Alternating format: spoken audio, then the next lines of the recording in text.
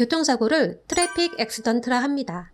그래서 손해사정사 등의 전문가들은 사고 내용에 대하여 얘기할 때 줄여서 TA라고 얘기들 합니다. 어이, 이선사. 그 A씨는 무슨 사고로 문의하신 거야? TA더라고.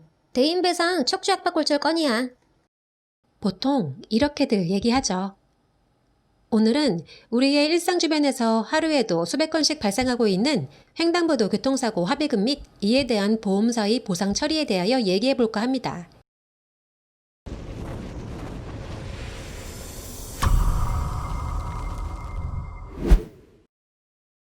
교통사고가 발생한 경우 가해자가 피해자 등에게 형사합의를 이행하게 되는 경우의 사고 내용은 어떠한 경우가 있을까요? 우선 첫 번째로 여러분이 잘 알고 있으실 12대 중과실 사고가 있겠고, 여기에는 어린이 보호구역 안전운전 의무 위반, 제한속도 20km 초과 가속운전, 승객 추락 방지 의무 위반, 철길 건널목 통과 방법 위반, 보도 및 인도 침범, 화물 고정 조치 위반, 앞지르기 위반, 무면허 운전, 음주운전, 중앙선 침범, 횡단보도 사고, 신호 위반이 있겠고, 이와 더불어 자동차 종합보험 미가입 차량사고, 사망사고, 뺑소니, 피해자 중상해 사고가 유발된 경우 교통사고 운전자 및 가해자는 공법적인 문제에 해당하는 형사책임을 경감받기 위하여 피해자 등과 형사합의를 이행할 수 있겠습니다. 여기서 중요한 부분 몇 가지를 덧붙여 얘기해 보자면, 횡단보도 교통사고 등으로 형사합의 조건이 성립하였다 하여도 이는 가해자가 자신의 벌금이나 실형에 해당하는 집행유예 그리고 징역 등의 형량의 범위나 그 크기를 줄이기 위하여 이행되는 부분이므로 피해자 등과 형사합의에 대한 노력 그리고 대부분 금전적 대가가 따르는 사항이기 때문에 가해자 측의 합의 노력에 대한 의사가 미비할 경우 이를 강제할 수 있는 사항은 아닙니다. 자, 그렇다면 적정 수준에 해당하는 형사합의금의 범위는 어느 정도일까요? 일반적으로 피해자의 진단서 내용상 진단 주수에 따라서 기준을 정한다 할 수 있으며, 진단 1주당 50에서 100만 원 사이로 합의가 이루어지고 있다고 하지만 법적으로 딱히 정해진 것은 없고, 피해자와 가해자 간의 경제적인 사정과 사고 당시 사실관계, 피해자의 신체적 손상 및 손해 정도에 의하여 결정된다 할 것입니다.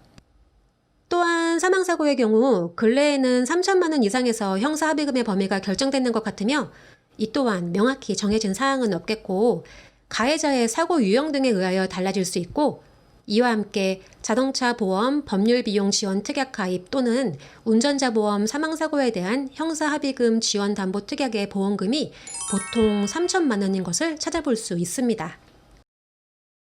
채권양도 통지에 대해서는 보험회사의 책임 및 의무인 가해자가 피해자에게 지급하고 이행해야 할 민사합의 및 손해배상금에 대하여 피해자 등에게 그 손해배상 책임에 해당하는 보험금을 보상하여야 합니다.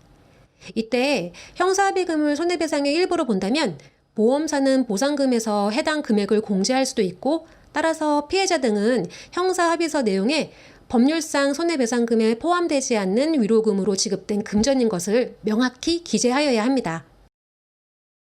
이러한 사항은 가해자가 후일 자신이 지출한 형사합의금을 자신이 가입한 자동차 보험회사로부터 다시 청구하는 것을 방지하기 위함이며, 이러한 채권을 양도한다는 사항을 명시 기재하여 해당 보험회사에 통지한다 하겠습니다.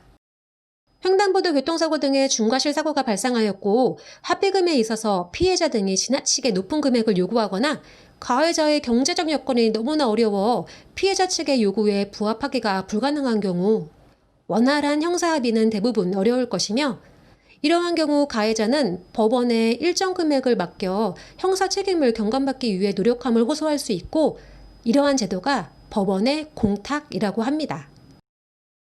만약 횡단보도 교통사고 등의 중과실 사고로 인해 가해자와 형사합의와 채권양도 통지서가 조금 전에 언급한 내용대로 잘 처리되셨다면 자동차 보험회사에는 피해자에게 지급하여야 할 민사상의 법률상 손해액에서 하나 빠짐없이 합당한 보험금 보상을 이행하여야 하며, 여기에는 일실수익의 위자료, 간병비, 향후치료비, 치료비, 휴업손해 등이 일반적인 사항이라 하겠습니다.